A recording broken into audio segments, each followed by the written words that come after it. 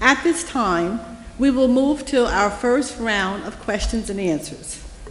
Each candidate will be allowed to ask their opponent one question each at this round.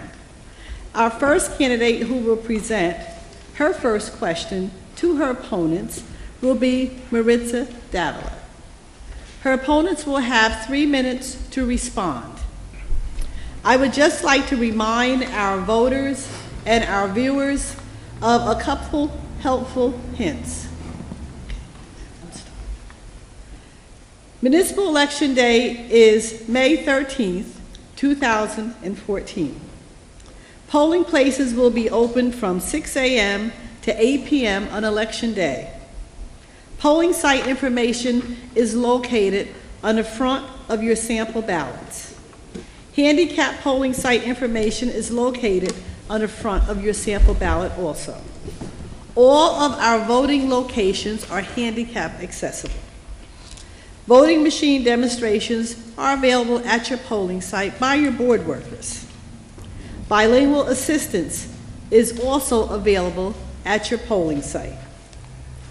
Legal assistance is available upon request at your Office of the Superintendent of Elections at 311 Pennsylvania Avenue. You may call 973-881-4515, 973-881-4516, 973-881-4517 if you have any questions about your voting status.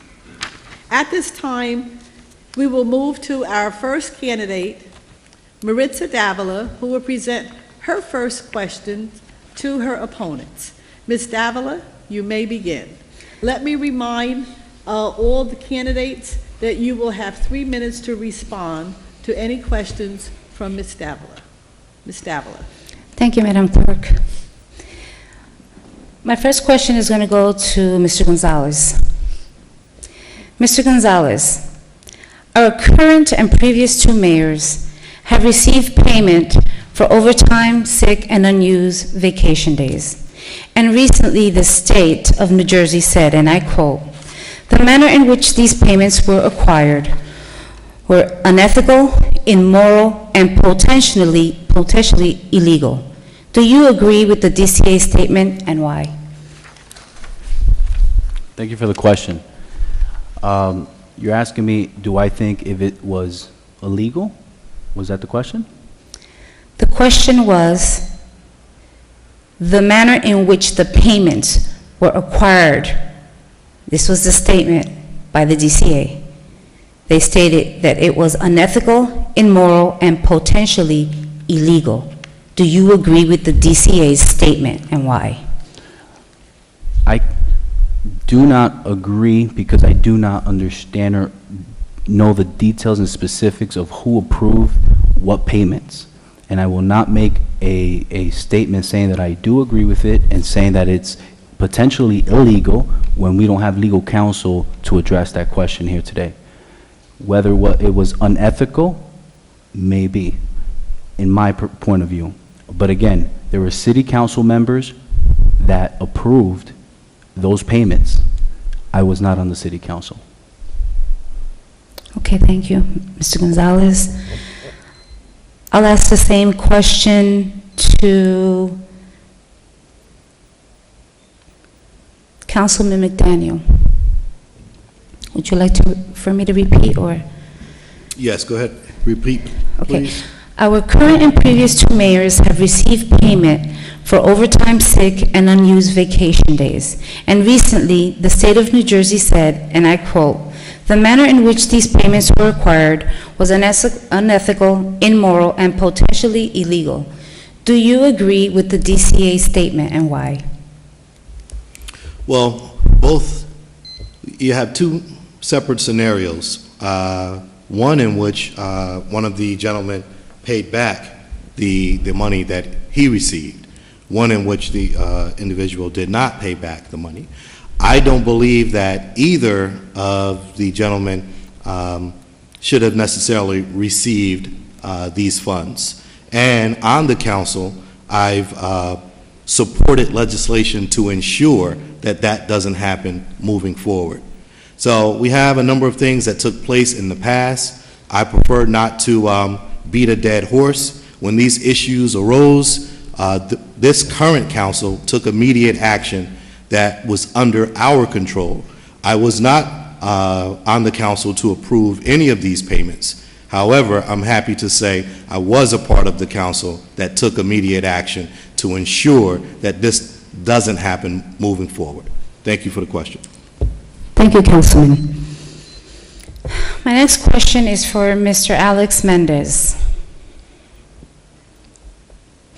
The City of Paterson has been operating under a memorandum of understanding with the State of New Jersey. As a condition for transitional aid, name 3 recommendations cited by the DCA in the last MOU issued to our municipal leaders. Can you repeat the question? The City of Paterson has been operating under a memorandum of understanding with the State of New Jersey as a condition for transitional aid. Name 3 recommendations cited by the DCA in the last MOU issued to our municipal leaders.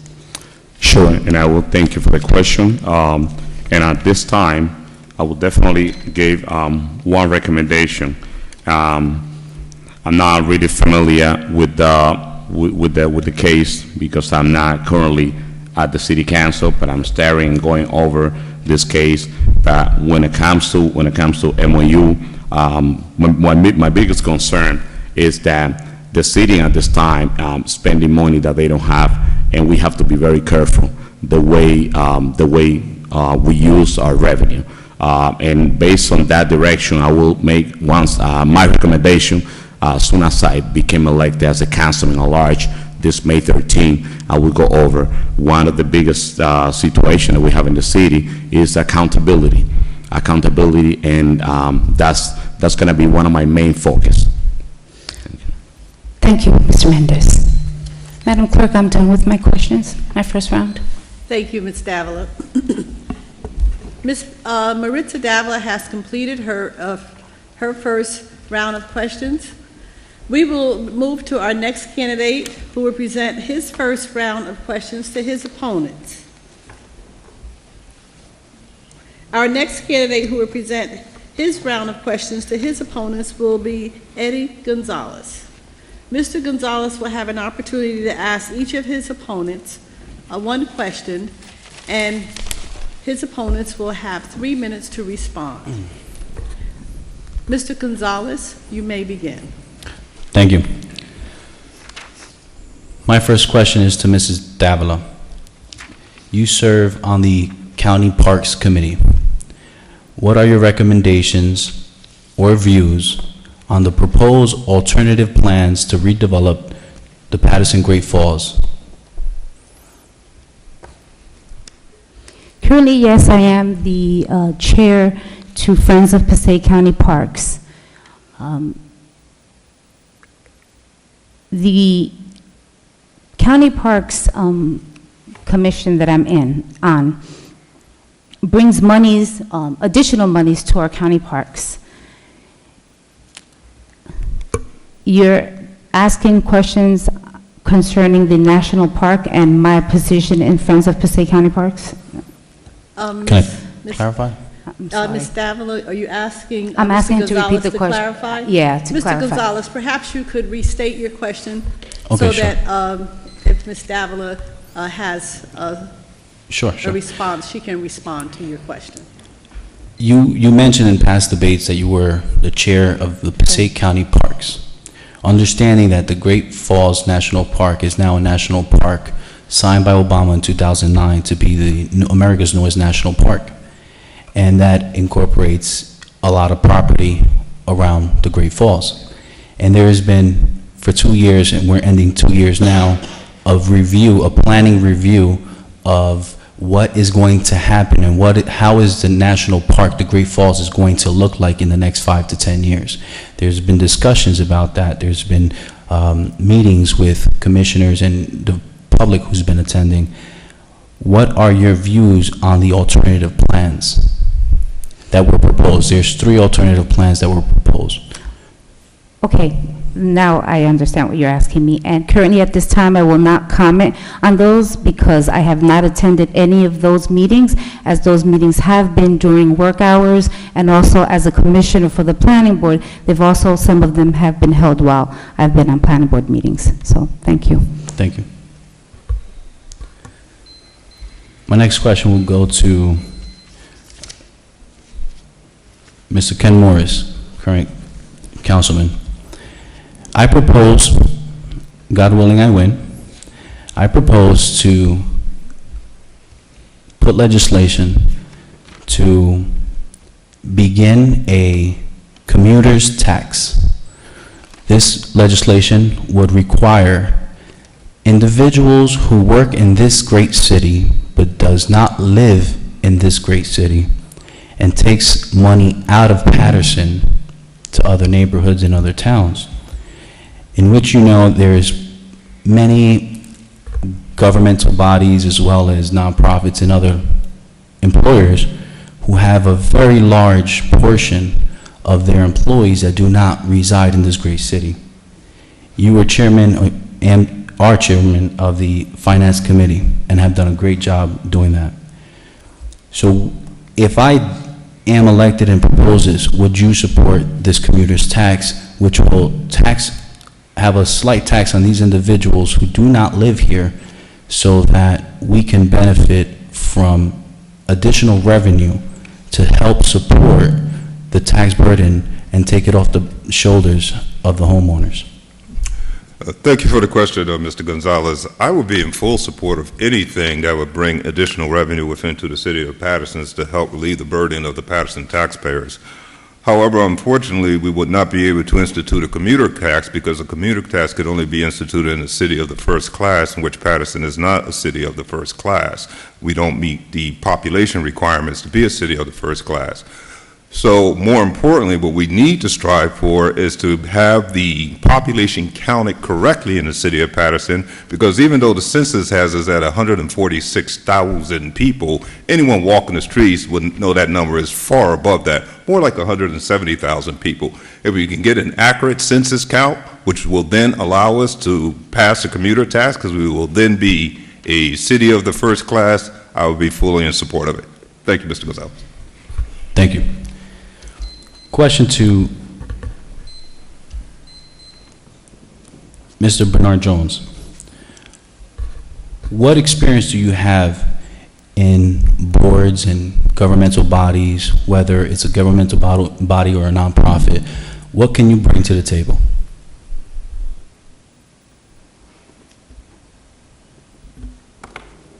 At this particular time, I do not have any experience in being on a board. When it comes down to nonprofits, I've been in the medical field for 16 years in upper management. I've been employed at the Hispanic Multipurpose Center.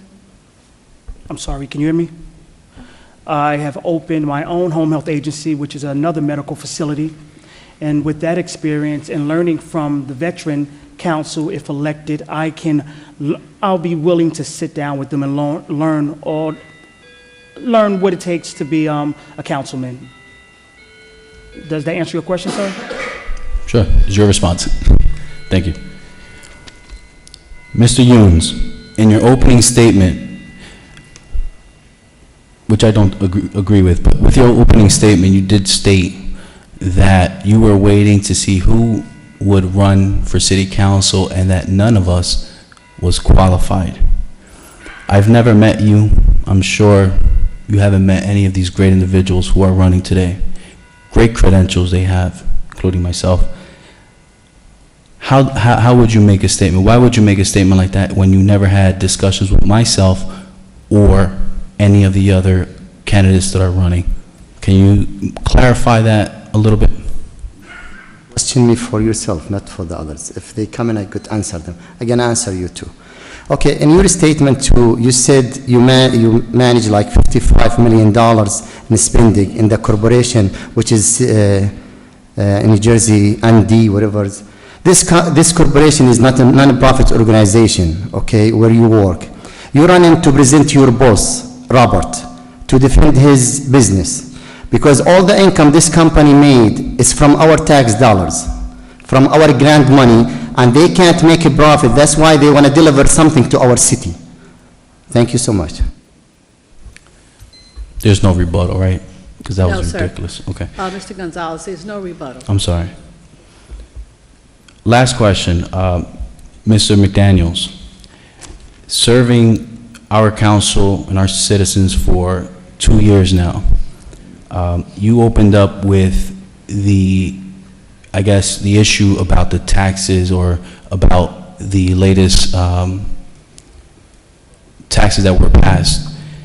Did you or did you not vote for an increase in taxes? I voted for the budget as presented. Thank you for the question. That'll be all. Mr. Gonzalez? That'll be all. Okay, thank you. That concludes Mr. Eddie Gonzalez's questions to his opponents. Our next candidate who will present his first question to his opponents will be Mr. Michael Jackson. Mr. Jackson will present his first question to his opponents. His opponents will have 3 minutes to respond. Once again, I'd like to remind our candidates that there is no rebuttal. You may ask for a clarification of the question. However, please do not choose to rebut any question. At this time, Mr. Jackson, you may begin your first round of questions. Very good. Thank you, Madam Clerk. Fellow council candidates, it is in my opinion that in order to rebuild the structure of any failing city, it is imperative to make sure those who live here and those who benefit the greatest are able to go back to work in order to help facilitate a recovery. Considering what was accomplished in Newark a few years ago, would you support, and I'm sorry, this question is directed at each of the panel representatives. Mr. Jackson, a clarification. Are you stating that I'm asking one question for each candidate. you'd like for each of the candidates to respond to your Correct. question? Yes, the same question. That's fine, Mr. Jackson. However, you may have to repeat your question for some of the candidates if they choose to ask you to do so. Not a problem. You may proceed, Mr. Jackson. Again, it is my opinion that it is imperative to provide employment directly to those residents here in the city. And considering what was accomplished in Newark a few years ago, would you support an ordinance that will require businesses to employ at least a certain percentage of Pattersonians, say 90% Pattersonians, for a certain period of time? Ms. Davila? Mr. Jackson, since you're going to be asking one question of all your opponents, they will answer in the order that they are seated. Is that all right with you? That's fine. Mr. Jackson, thank you for the question, and I believe the question is, would I support an ordinance for businesses? And you said 90%?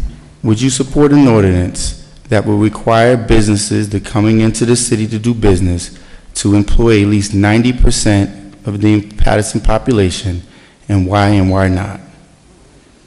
Yes, Mr. Jackson, I would support such ordinance, but understanding that we must be careful when putting that most of the employees would come from our city. And I say that in the sense that if they are qualified for the positions, absolutely, I would support the ordinance. Mr. Gonzalez? Okay, thank you for the question. I would definitely support that. In fact, some of the experience that we have in my current employment is taking kids who had dropped out of high school and put them into a youth build program for 1 year so that they can get their GED, because they would have dropping out of high school. And for 1 year, half their time they spend in class to get their GED. The other half of their time is learning a construction trade. Now, because we've done so much development in the city of Patterson, there's a lot of contractors that want to build in this city. So part of the agreement is that they, in fact, take these kids that we're training in the construction trade to be part of their project, and that's part of the contract, so that's what we're doing today. So I am in support of that. Now, with the 90% number, again, that, I don't know if there's a purpose for that number, but it would have to be looked at on a case-by-case scenario. And in fact, there is a pilot program that the city can use, which is pay in lieu of taxes. So developers that want to move into the city to start developing and build in the city, we can offer them this, we have a whole set of tools that we can offer them. And one of that is exactly that. They can have a tax abatement for a certain amount of time. They'll pay some taxes, but in trade, they hire residents from the city of Paterson. That's part of the trade-off. So individuals who reside here can begin to work and also pay their taxes if they're homeowners, but they'll have money to put food on the table and support their families. Thank you. Mr. Jones, would you like for Mr. Jackson to repeat the question? No, I remember, Madam. Yes, sir. I think that's a wonderful idea, but after we review the plan that you have set forth and we sat down, but I think the key thing would be to focus on the programs that we have in place already, like the county college, the county workforce board, and other job training programs. Once we bring that and present that to the citizens of the city and make them marketable, I think that would be a nice incentive when we are out reaching out and trying to get new businesses into the city, that they see that we are working with everyone in the community, so when they come in, they're being welcomed in with open arms. Mr. McDaniel? Yes, and thank you, Mr. Jackson, for the question. I'm definitely in support of anything that will employ more of our residents. The 90% number is a little bit troubling. I don't believe that something like that would withstand a legal challenge. However, I know what the direction is that the candidate is going into. And I am also in alignment with that direction. Under something that I supported already on the council, the Economic Opportunity Act, where we wish to attract big business to Paterson, we will be able to, mandate that a certain percentage of the employees are from our city. And we will follow up, we'll follow through, and make sure that these companies do, in fact, hire people, residents from our city. So the 90% number, I'm a little troubled by that. However, when ordinances and things of that nature are initiated or brought to the table, the process does include dialogue. So, Mr. Jackson, you would have an opportunity to work with the council members and the legal team to craft a legislation that would be able to withstand a legal challenge. And if we meet that bar, I would be all for crafting such legislation along with you. Thank you. Mr. Mendez? Sure. Thank you, Madam Clerk. And I also, I definitely, I will full support such a resolution, and I will make echo of my colleague, and we have to take a look at the legal challenge that we have, making sure the legal revise that, but also that this will give the opportunity to, in terms of job creation, if we can make that happen, it will be tremendous. But I also think that the number 90%, I'm a little concerned about the number.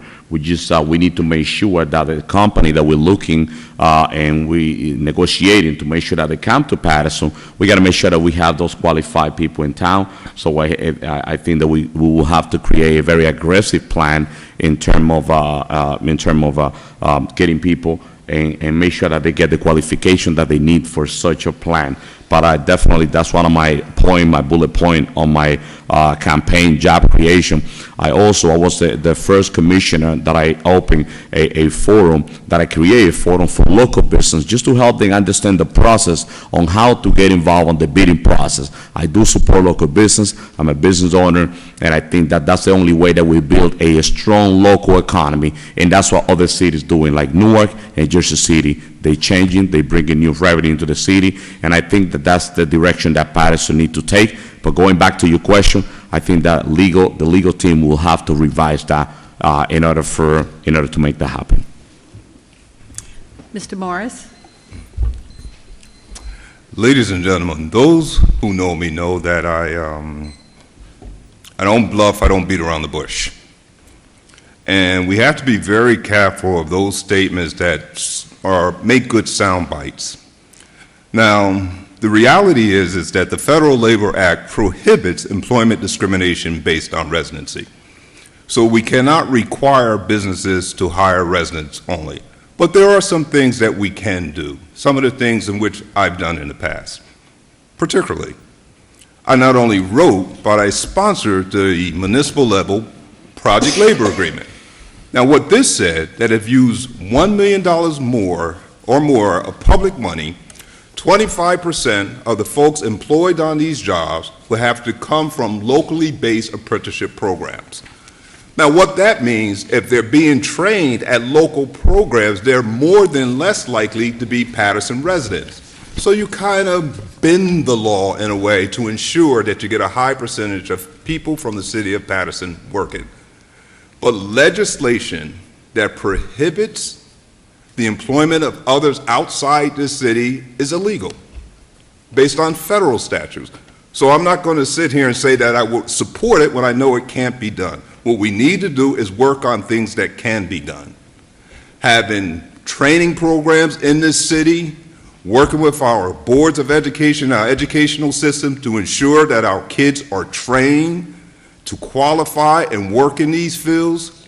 Things like developing partnerships, like a partnership that I'm working on now with the district for hospitality training to ensure that our young people are employed.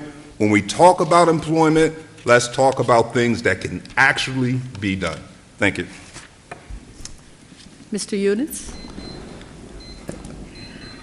When it comes to hire or get job for our resident, our young mans, I was walking by First Ward the other day. I saw a lot of young mans, they hanging in corners. I asked one of them, do you work? He said, no. What kind of education you have? He said, I left after the high school, I went to the college. Wow.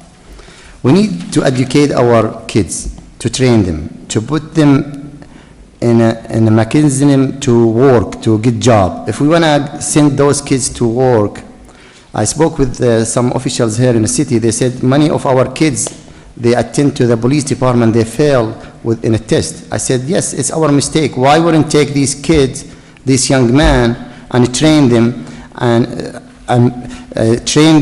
make a test for them, written, reading test, and physical test, to make them ready when they go to the state, they make the test, they pass the test.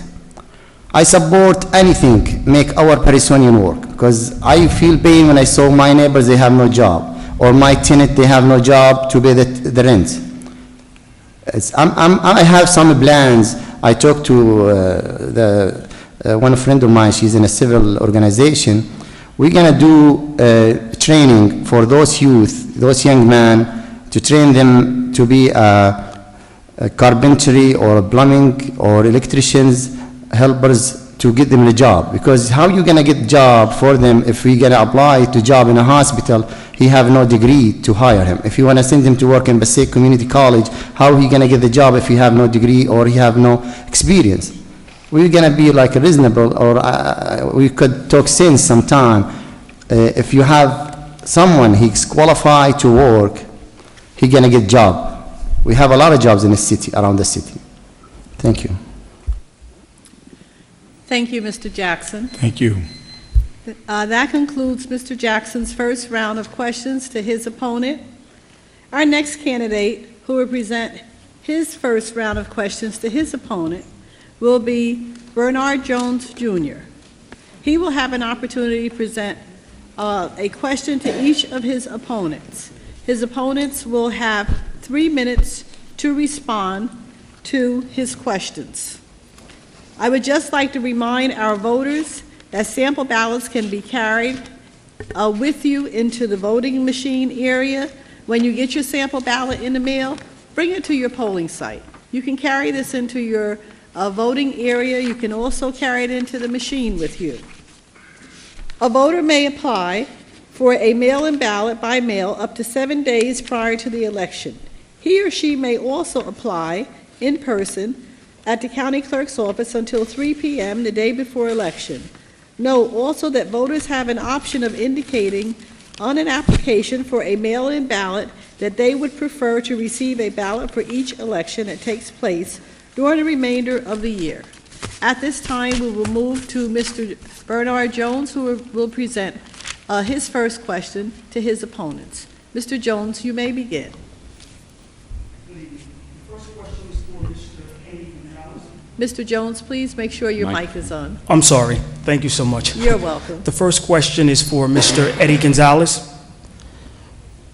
How do you plan to finance increased police presence in our neighborhoods, if that is one of your goals? Thank you. The way we finance police presence is, I'm in favor of what actually one of the council members here have mentioned before, is increasing special police officers. So, well, having special police officers. The special police officers do not require such a large payout as regular police officers. When they're on the job, they act as police officers. However, when they're home, when they leave their weapons in the headquarters if they're a Class 2. So we do not have to pay them as much as a police officer. So I would put those individuals to monitor the streets, do the parades if we have parades, do light duty work, whether it's give tickets out, at the meters, things of that nature, so that our police department can focus more on the real crime that's happening today. And as you all know, each and every day that we've been reading the newspaper for the past week or so, and even before that, there's been a death almost every single day this week.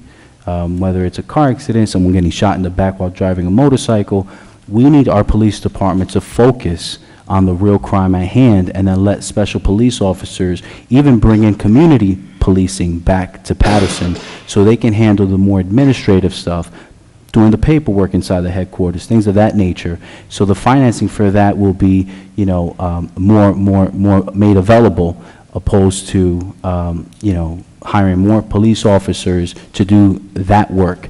Unfortunately, the city of Patterson is cash-strapped. We do not have a lot of funds for police officers to do all the parades that we want to do, which has been an issue in the community. Although I'm in favor of celebrating each and every culture, we have to do it wisely and partner with the community leaders who want to do these events.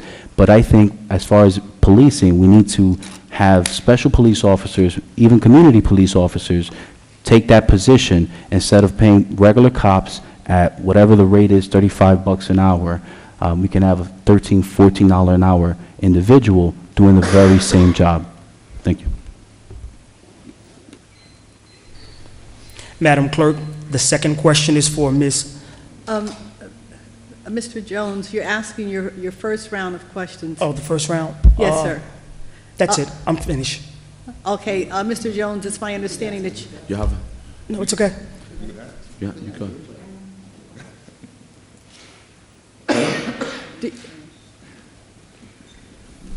Thank you, Mr. Jones. At this time, we will move to our next candidate, Mr. Kenneth McDaniel, who will be asking his first round of questions to his opponents. Mr. McDaniel will have an opportunity to ask each of his opponents one question, and the candidates will have 3 minutes to respond. Mr. McDaniel, you may begin. Thank you, Madam Clerk. Okay. The first question will be to Mr. Eunice. Mr. Eunice, if any, what community service initiatives have you initiated in Patterson that were advertised to and open for all citizens of Patterson to participate in? I'm with Mr. Bill McCoy, my friend. We have a toy drive every year. I work with him and I help him with this organization for the past 7 years. We thank God, we see the smile in the face of the kids, in December, 2 days before the Christmas. Hundreds of kids, they came. We give away toys, thousands of dollars. Thank you. Thank you. The next question will be for Mr. Bernard Jones. Mr. Jones, how will you utilize the PRC to make a significant impact on the city of Patterson and people who are interested in Patterson?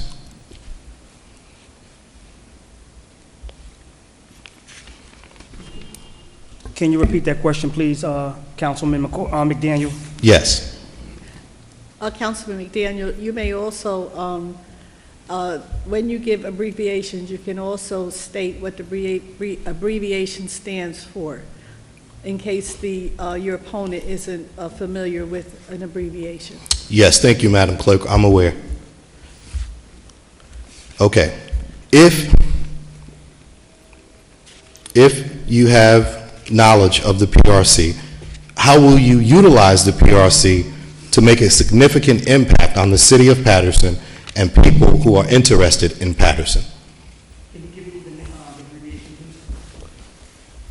please? Okay, so the candidate is unfamiliar with the PRC. The PRC is the Patterson Restoration Corporation. Okay, thank you ever so much. I can answer the question now. Yes, sir. I think one of the issues that we've had in the city is that we have not focused on reaching out to grant writers. Once we start reaching out to those grant writers that can focus on certain issues in the city and reaching out for the funds that would be the funds that are needed to run the city, that would help us with addressing the PRC as well as other issues that we need to address in the city. Thank you, Mr. Jones. The next question is for Mr. Gonzalez. Mr. Gonzalez, in Patterson, the overwhelming majority of shooting victims and the apprehended perpetrators of shootings are young black men. Why do you believe this is occurring? And if elected, what remedy would you apply to this specific issue? Thank you for the question. Well, first, whether nationality it is, I think is an issue for any parent not to have to bury their child. As I mentioned, there is a lot of crime in the city, and the past week there's been a lot of shootings. For the people that don't know me, it doesn't matter what ethnicity you come from. I will assist every ethnicity because I was raised in Inca Village, such as yourself, which some people will consider the worst streets, on Carroll and Governor. So I know what's going on in the streets. I know the individuals that are out there doing the crime. In some cases they're not. They're the victims. And we need to be bold and address these issues. So regardless of what ethnicity, the child or individual, the young individual that is injured in any violence, I believe we will address that when I'm city council. And the way we'll do that is by making sure that we reactivate the mobile units and have the mobile units in different districts, which we consider the hot spots, which we all know where they are. We are Pattersonians, and if you are a Pattersonian and really understand Patterson, you know where the hot spots are. We all do. However, I do not understand why this continues. One of the things that I will do to answer your question is immediately, with the support of the other council members and nonprofits and faith-based organizations, is to bring back the buyback program and make sure that weapons are taken off the streets.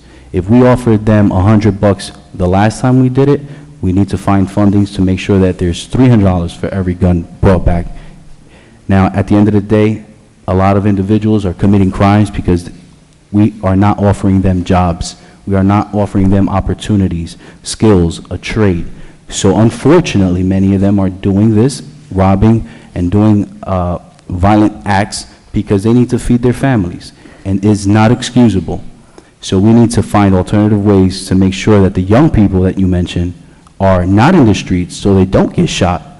And we need to make sure that we put funding aside to build a recreation center so they can be productive if they don't choose to go to college.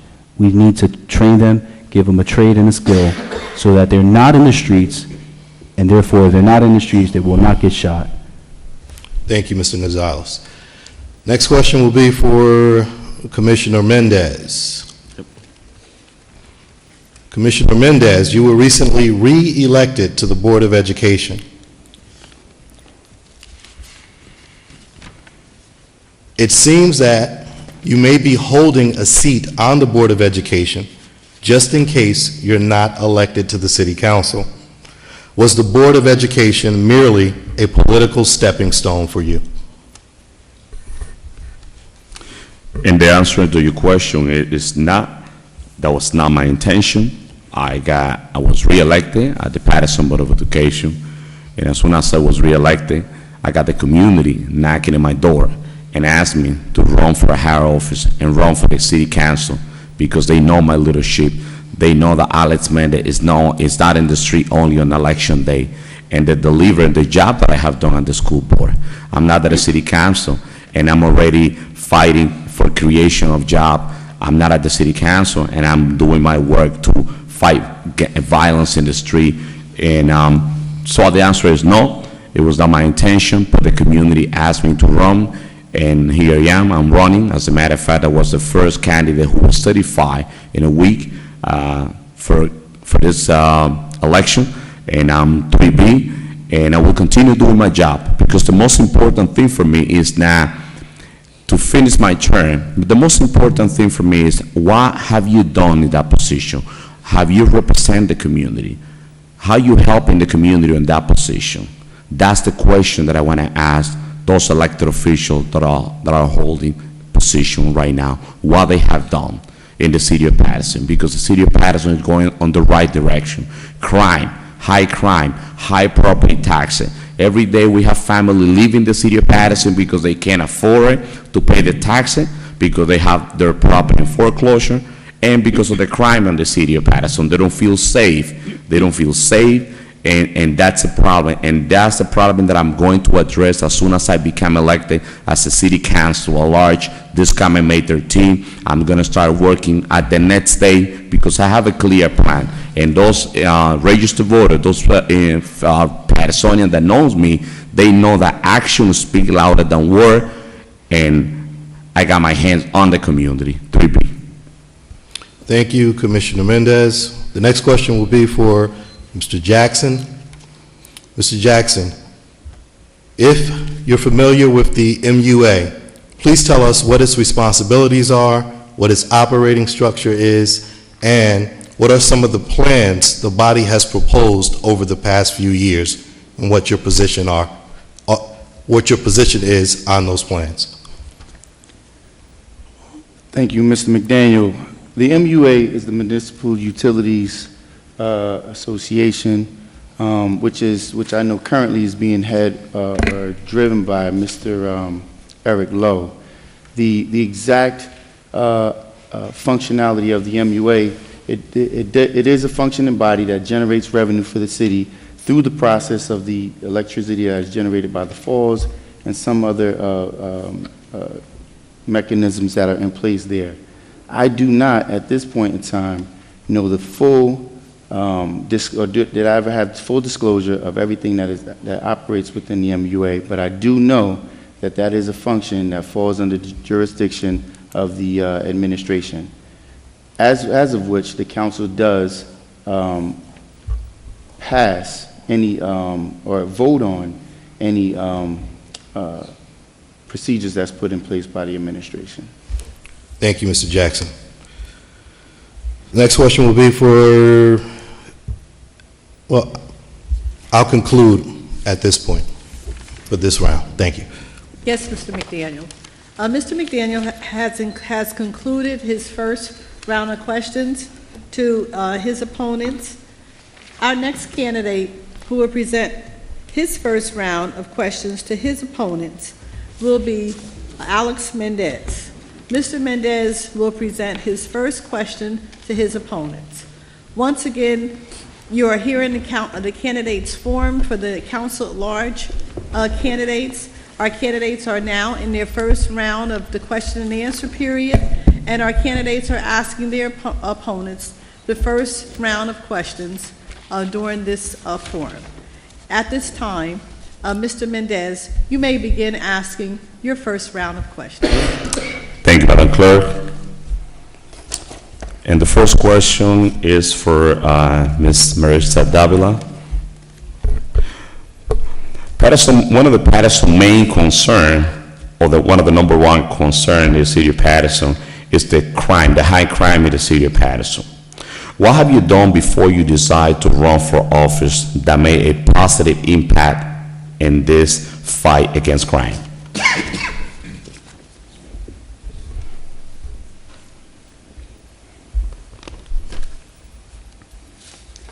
Well, Mr. Mendez, having a 14-year-old son and looking at him not feeling safe at times, I can tell you that I think of all the other children and the fact that I have been at an institution for 20 years where we've been educating the youth. Okay, I would say that that's my, one of my commitments in helping curb the crime. That's my answer. Thank you. The second question is for Mr. Mike Jackson. In which area do you feel that the budget can be cut or reducing without compromising the service offered to our residents? Very good. Thank you, Mr. Mendez. As a business owner, I understand the importance of regulating spending. And, you know, the realities of business, as of which the city government is a true business body, you're going to have certain expenditures that are just no way of getting around. But I do know that it's very imperative to consider maintaining certain funding or maintaining certain revenue that could be recycled within the community. It is not a new practice. In fact, it is a very old practice that has been instituted by many of our surrounding neighborhoods. Cities such as Montclair, who facilitate a lot of their own infrastructure, repair, their own recycling, their own garbage collection. Currently, our garbage collection budget is about $7.2 million. And in my opinion, if you structure a situation where we can maintain some of that, and again, because as an advocate for the city and a direct advocate for some of the residents here in the city, I want to be sure that we can ensure that we are able to employ our people, in which our people will then be able to turn around and pay taxes here in the city. So $7.2 million is quite a bit of money for it to leave our city each and every year. I do believe that if we're able to have faith in the residents of our city, I've heard the outcries of many of us saying that we don't know if we have qualified individuals. Well, I think we do. I think we do have qualified individuals in the city. And I think making sure things of that nature, which could be placed on the burden can be placed on the city, the citizens of Patterson, so they can then be rewarded.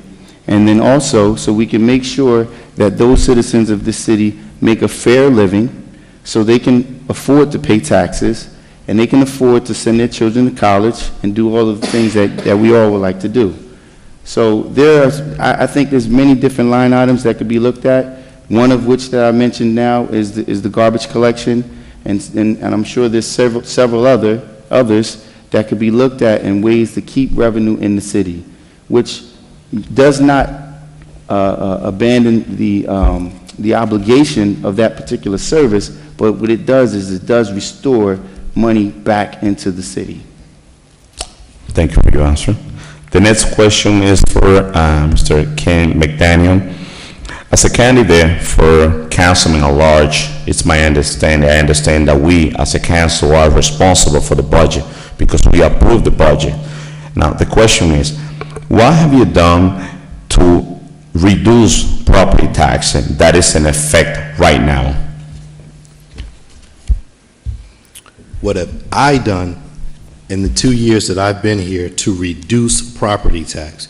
I believe what I've done is serve as a prudent legislator, tackling these issues head on when we're faced with issues that come before us.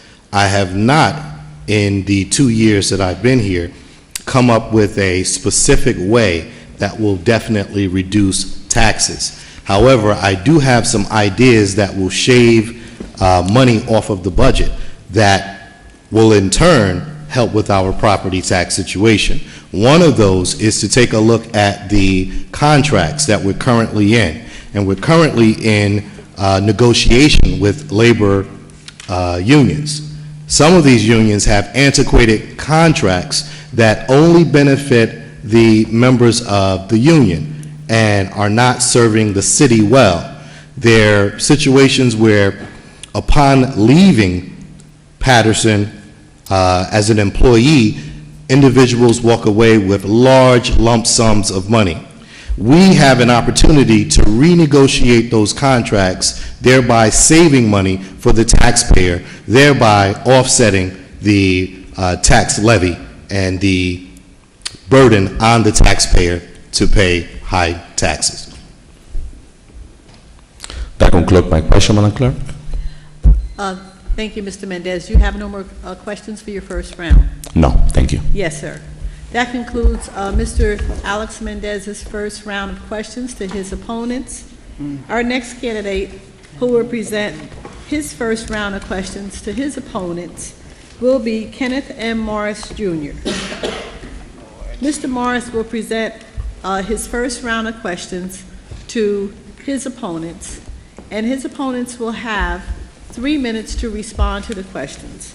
Once again, I remind our candidates that if your opponent needs clarification, you may clarify the question. At this time, we will move to Mr. Kenneth Morris, who will be asking his first round of questions. Thank you, Madam Clerk. And once again, welcome to all the candidates. As many of you know, the job of a legislator in the city of Patterson is primarily focused on some key issues. So my questions will be surrounding those key issues of finance, economic development, job growth, and taxes. And my first question is to the lovely Maritza Davila. Ms. Davila, the DCA is requesting that the city shift a portion of its transitional aid to Contra aid. In your opinion, what would be the pros and cons of such a transition? Please cite specific budgeted items that will benefit as well as those that would not. Mr. Morris, please repeat the question because you said Contra? Contra. You want me to repeat the Please entire repeat question? the question. Certainly. The DCA, Department of Community Affairs, Right. is requesting that the city shift a portion of its transitional aid to Contra aid. In your opinion, what would be the pros and the cons of such a transition? Please cite specific budgeted items that would benefit as well as those that would not. Mr. Morris, at this time, I will not answer the question because I do know the Department of Community Affairs, but I do not know the actual Contra. Don't know what that is at this time. Thank you. Mr. Gonzalez, welcome. Same question. Would you like for me to repeat it? No, it's okay. I, like Maritza, don't know the details of it. Obviously, the council member is a chairman of the Finance Committee and has a lot of great knowledge and information serving us so many years. However, one thing I do want to point out, and it may stray a little bit from your question, is that, you know, and I stated this before at another debate, that I feel that, you know, when the state tells us that we have to do X, Y, and Z, and if not, then there's, you know, less funding that will come our way. One thing that I like is that, you know, I have a backbone, and I think that we need to start uniting and telling the state what we need, not the other way around. I think united, you know, unfortunately, there's a divided city in the city of Patterson. The state knows that, and they take advantage of that. So when they give us their recommendations, we need to send our recommendations right back. However, we need to do that united. And I think when I say united, I don't just mean the city council. I mean the city council along with the mayor, along with faith-based organizations in the community, because they're the ones who are going to be burdened with the taxes when we don't get what is deserving of the taxpayers. At the end of the day, the transitional aid that we get is to fulfill the gap that we don't have in revenue. When the city collects the revenue, our expenses are so high, it's not enough to pay the bills, so that, then we ask the state for a certain amount of funding. However, that puts them in higher power. That gives them the ace card to say, well, you know what, you're asking me for money, but in order for me to give you this, you need to give me that. And the problem with that is that this is an urban city that needs a lot of help, and I think that we need to be a little bolder in putting our own requests on the table and demanding that we get what we deserve. Now, at the end of the day, we do have the opportunity to do a class action lawsuit if the state fails to assist us as required by law. I think that, other towns do benefit, and now what's going on in the state with corruption and everything else. I think at the end of the day, we need to bring that to the forefront. Was Patterson a subject to everything that we've been hearing about in the news as it relates to the state? We need to begin to ask these questions. Are we being bullied? Because at the end of the day, we're in the same situations as all of the other towns, like Teaneck, that have been, manhandled, if you will. So I just, in response to that question, I don't know the details of the contra or anything like that, but I know that we do request state aid, transitional aid, and I believe that we need to begin to unite and ask and demand what we deserve for the benefit of the citizens of Patterson. Thank you. Thank you, Mr. Gonzalez. Continuing with my questions, and continuing with the line of questions around finance, economic development, and so forth, because essentially this is an interview. And so my expectation is that if you're being interviewed, we will have some familiarity with the functions of government. Mr. Jackson, welcome. And thank you, sir. Thank you again for your wonderful establishment, Jacksonville. Patterson's economic revival will depend in large part on development occurring in one of the 11 redevelopment districts. District 11 is currently experiencing the greatest amount of growth. What specific sub-designations contained within the redevelopment plan that governs this district, not contained in the others that help to facilitate development in this district? Mr. Morris, can you specify which district is District 11? District 11 is 244 acres bordered by Marshall Street, Madison Avenue, Route 80, and Straight Street. Very good. Can you repeat the question, please, sir? Certainly. Patterson economic revival will depend in large part on development occurring in one of the 11 redevelopment districts. District 11, which is the last district designated, is currently experiencing the greatest amount of growth. What specific sub-designation contained within that particular redevelopment plan that governs this district, not contained in the other plans for the other 10 districts that help facilitate development in this particular district?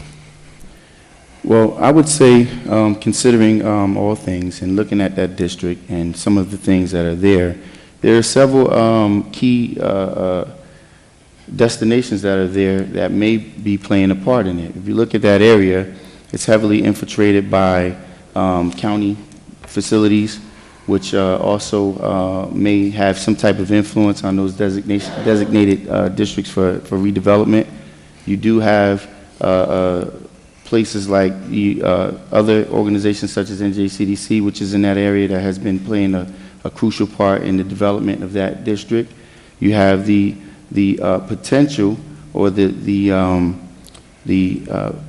special attention that's been getting paid to certain areas, such as Hinckliffe Stadium, such as the Great Falls Park, and then nonetheless, never without excluding some of those areas do also encompass the inlets of the city, such as the exits and entrances for Route 80.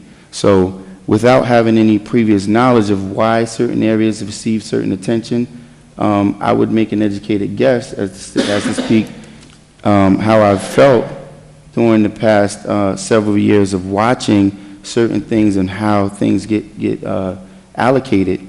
Whenever there's areas in which outside people have to travel, maybe there's been certain attention that's been paid to those areas, as opposed to areas such as the Fourth Ward, which seats deep within the confines of the internal structure of our city, which may not get as much attention.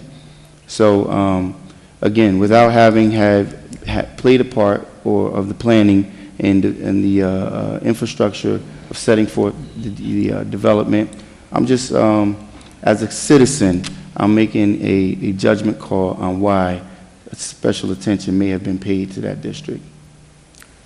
Thank you, Mr. Jackson. Mr. Jones, how are you today? And make sure you say hello to my Jones for Morris supporters that go around. You know who I'm speaking of. Mr. Jones, during my tenure, I have met with representatives of the collective bargaining units at their request and reviewed their contracts in an effort to ensure that they were being reasonably compensated for the work they do. I made suggestions to those various groups that accomplished this while at the same time ensuring that the city could financially support our employees. What changes would you recommend to the blue and white collar contracts that would accomplish the similar results?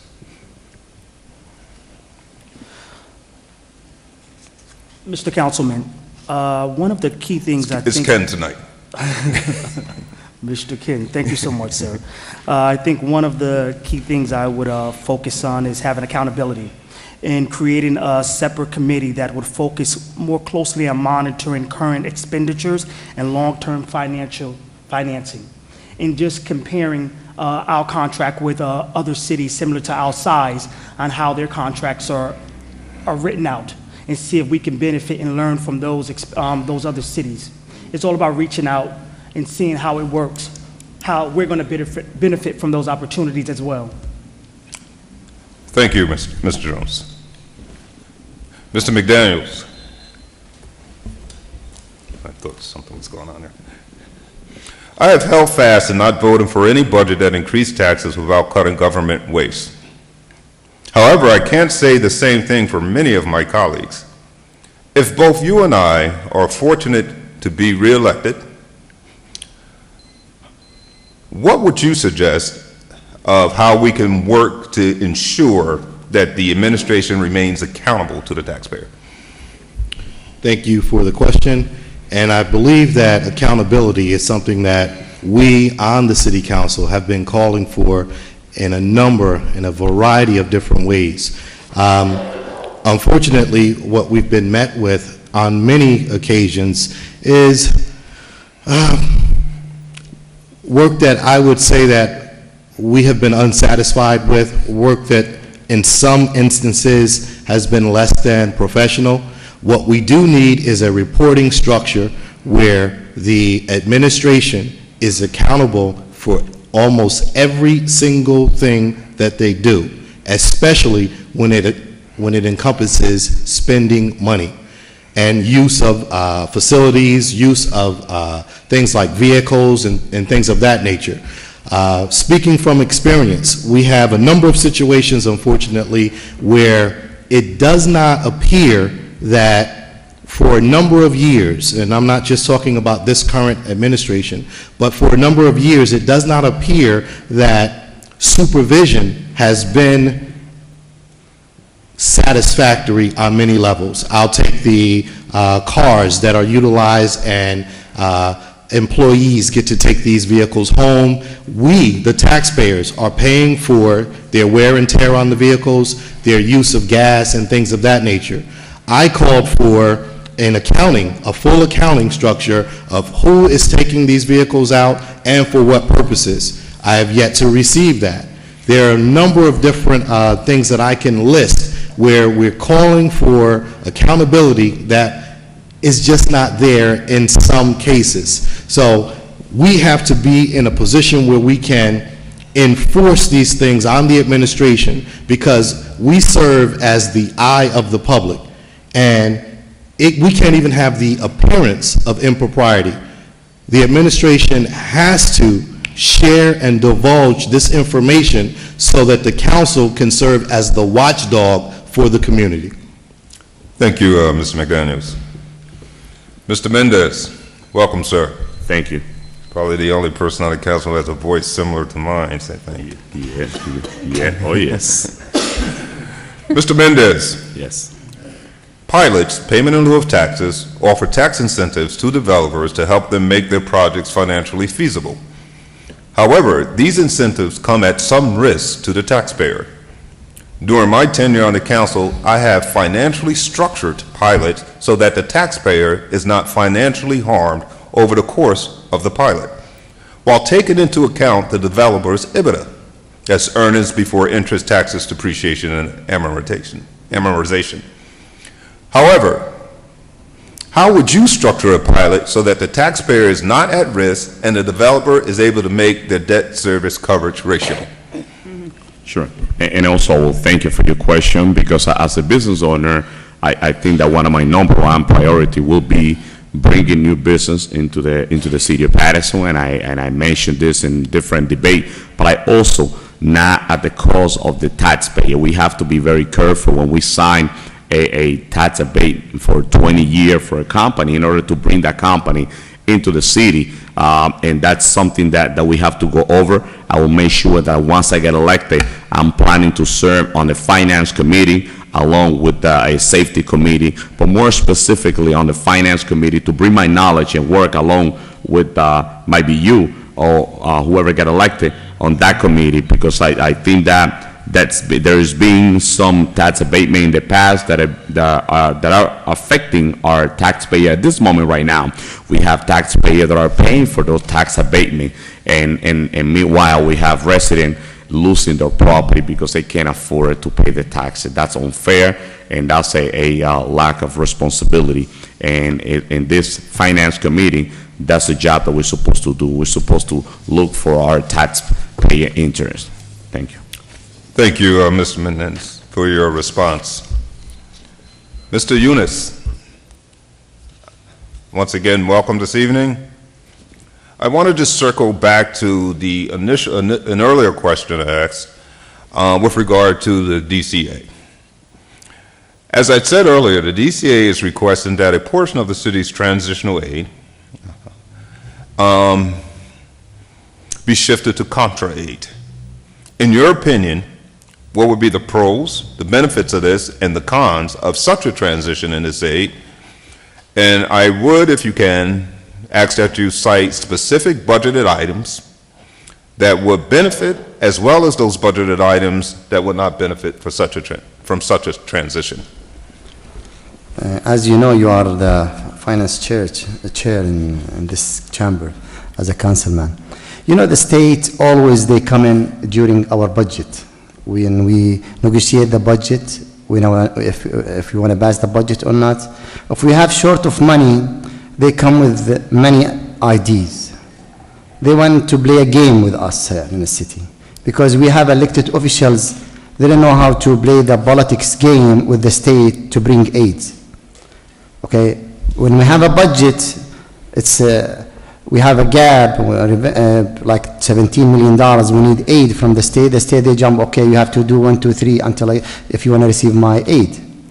I can't blame the state to give order like that, because we can't make our budget without their aid.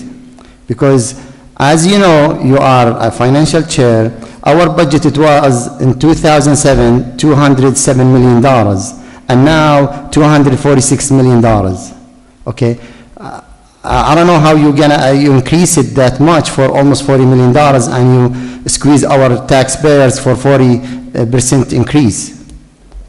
Okay, always, like I said in many debates, I'm not gonna listen to the state if I know what I'm gonna do in my city.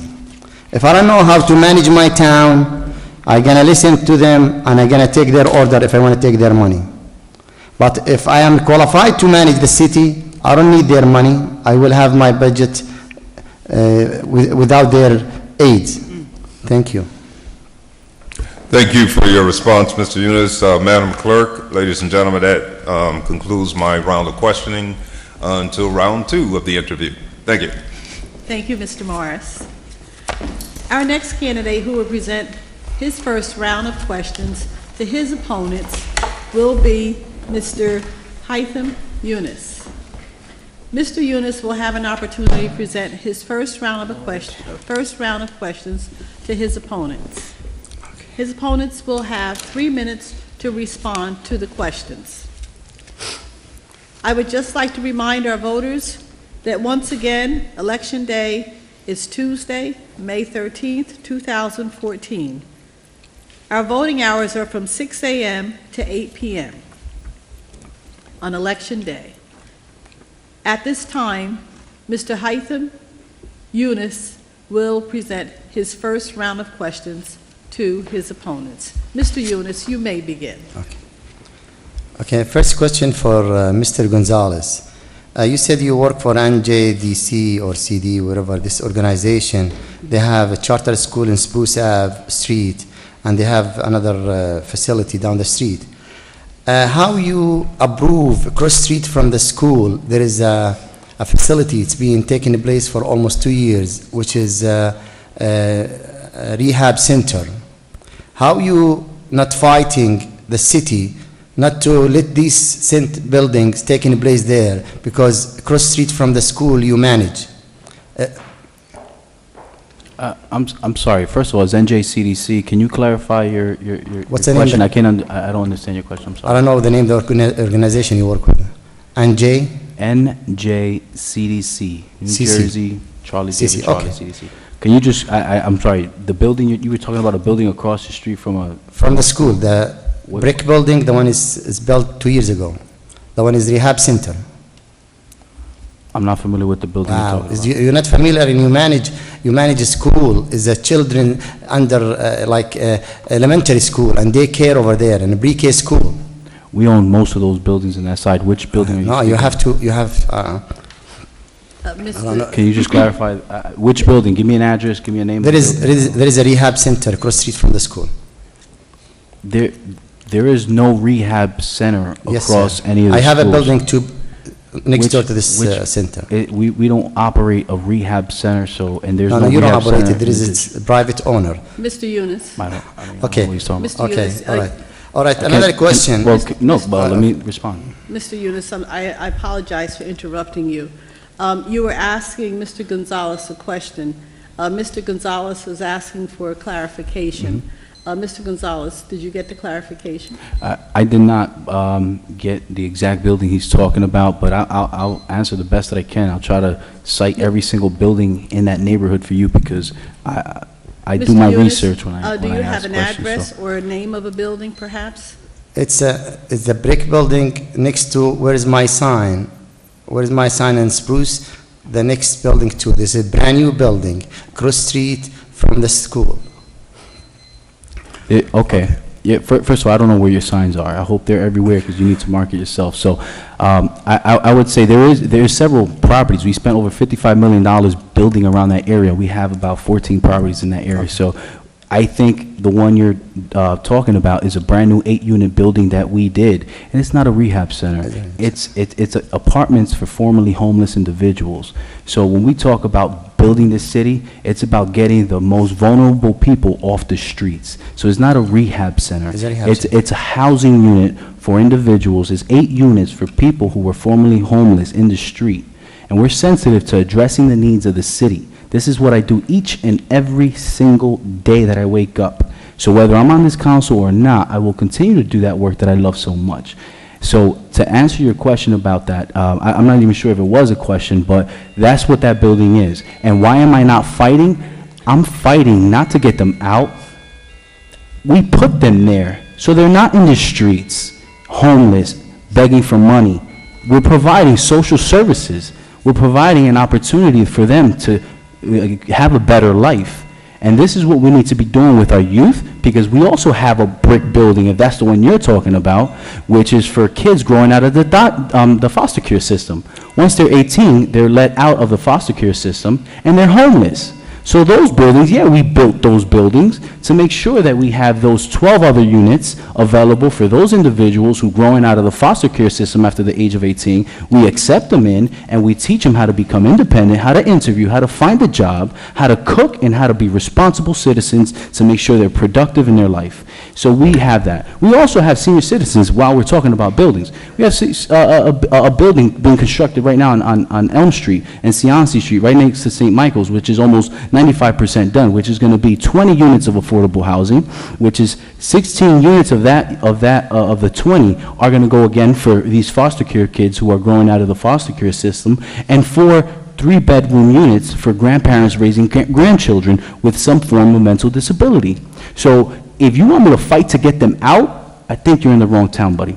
We got to fight to make sure that we save these individuals, that we provide housing for them, opportunities, jobs, and teach them a trade and skill so that we keep them in our residence, keep them housed, make sure that we have a productive city, and that everyone is safe and secure, not that we need to fight to get them out of our city. Now, there are individuals in the community that are coming into this community that are being dropped off on Route 19. Now, those individuals, you see them each and every day when you come into the city of Patterson and they're asking for money. Those individuals are not from Patterson. Those individuals are not from Patterson. So we need to enforce more public safety. We need to enforce police officers to make sure those individuals that you may be speaking of, which are being dropped off on Route 19 and then they hang out on several corners and begging for money. So those individuals, if you follow them, they're out of this town. They go to their Morris County or wherever it is that they come from, but they're not from the city of Patterson. They don't look like me. They don't look like any of us. They're individuals who should not be here, because individuals from outside of the city, when they come in, the first thing they see are these individuals in the streets. And a lot of them are the ones creating the dirty streets in our neighborhood, especially in that specific area. Thank you. Okay, you don't answer my question, but... Mr. Yunus, there's no rebuttal. Thank you. You may continue asking your questions of your opponents. However, you are not permitted to have a rebuttal with any of the other candidates regarding a response. Thank you. Okay, Mr. Jackson, you are an expert in business, and I think you are expert also with Chapter 11 bankruptcy, because you file bankruptcy after you receive the $140,000 from the city as a loan. If the city, they have no money and they can't balance the budget, you gonna file for bankruptcy for the city if we have no aid from the state? That's a very good question, Mr. Yunus. First of all, just understanding the business climate and understanding that we've just experienced the worst economy known to our generation, the worst economy since the Great Depression. And just to clarify, I did not get any money from the city's budget. I was enabled through a due process of being a long-standing business in the city that provides employment to citizens from the city, that provides a great establishment with a great track record for a number of years. I was able to get a loan that's provided through the state, through the PRC, the Patterson Restoration Corporation. And that is part of the reason why I decided to run for city council, because as a homegrown business person who was solicited, by the way, by the certain people who worked for the community development at the time, to come before the PRC and try to receive additional funding to help my business move forward, there was not a clear, undestructive process. And my position is to make sure that all of those people from Patterson who come after me are not subjected to the same things that I was subjected to ensure that our citizens have an opportunity to follow the American dream and build their business larger when the time permits. So, although, yes, I do have some experience in Chapter 11 bankruptcy, and I know a number of businesses that have had that experiences. But I also know that when you check the numbers and look at those numbers of businesses that have been able to sustain through that, you know, because if you understand the true process, the true business process, if you're truly a business person, if you're truly a business person and you understand the process of bankruptcy, you understand that there is a process in which your business is evaluated and is checked on whether or not it is sufficiently adequate for you to proceed. So it's not just, you don't just get the option to file for bankruptcy and offload any debt. And those of you who are aware, this is not something that I've made an effort to hide. In fact, I was acknowledged by an international publication called Black Enterprise Magazine, in which I spoke directly about the bankruptcy through the wording of reorganizing, which is a bankruptcy term. So, of course, this is one of the assets that I bring to the seat. I'm a business person that has made it through tough trials, that have seen the ups and downs of businesses, and through it all, I've still managed to employ the people from the city, and I've still managed to provide a decent service, a fabulous service that I'm proud of. There's the time. Yes. Mr. Jackson, your time is up. Mr. McDaniel, you are a councilman for the past 2 years. In the last 2 years, the number of crime in the city of Patterson taken high place, and you serve as a safety seat for public safety for the last 2 years. Last week only, we have 1 injured and 1 person being killed in Patterson, and 2 persons, they have an accident held in Ave. And we didn't hear from you any comments, or you don't come to the media, say anything. And I don't know if after these 2 years we have, in the last 2 months, we have almost 15 persons dead, killed in Patterson. If this happened in the first 2 years you serve as a councilman in a safety seat, what's going to happen after you get re-elected in another 4 years? I think it's maybe the city of Patterson is going to be the highest crime in the country. Do you have a plan beside the private police to stop crime in Patterson? Thank you for the question. Trying to figure out, which way you're going with this. It did sound like you were accusing me of being responsible for crime taking place on the streets of Patterson. You even cited in a car accident. I don't think sitting on the Public Safety Committee that I'm going to be able to prevent car accidents and things of that nature. Moving forward, I think you have heard a number of my plans that I'm proud to say, are being passed through the City Council now. One of those that I'm working on is special police. I would assume that this is what you referred to as private police. Your facts are not correct. Special police are not private police. They would be employed and compensated by the City of Patterson. This is a crime reduction effort that I am interested in advancing. Another situation is where I am the sponsor of legislation aimed at removing individuals off of our street corners. As you probably know, this is a prime location for where some of this violence occurs, and it also prevents business in certain areas. So I have that legislation. I have legislation in place through the Public Safety Committee at this current time to regulate business hours in hotspots. As you probably also know, that is a crime reduction effort. So I'm doing a lot of different things in a short period of time. I want to be able to see these initiatives through all the way. Many of these are in their infancy. They've passed first reading. Some of these are still in the committee stage. So moving forward, I need to be here in order to see these things through. And these are only just portions of my future plans to address public safety in the city of Patterson. Thank you for your question. Thank you. Mr. Alex Mendez, you could tell me your level of education you have and what experience you have in accounting. If you face a budget and you have a deficit in the budget? Sure. I would love to answer your question. Thank you for your question. And in my career, well, I have a master in marketing with a minor in accounting. But I just want to remind you that we, as a commissioner, we are, we don't, the state, we are a city a city under the state control in the Patterson Board of Education. And what we see is that we oversee the budget. Let me just remind you that the Patterson school budget is 550 million plus the revenue. And we, as a board member, what we do is we create policy and we oversee the budget. If that answers your question.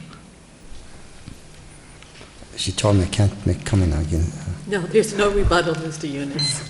Okay, thank you. It's Mr. DeVella. You work in commissioners and planning board commissioner. There is many projects taking place in Patterson. They didn't have enough parking.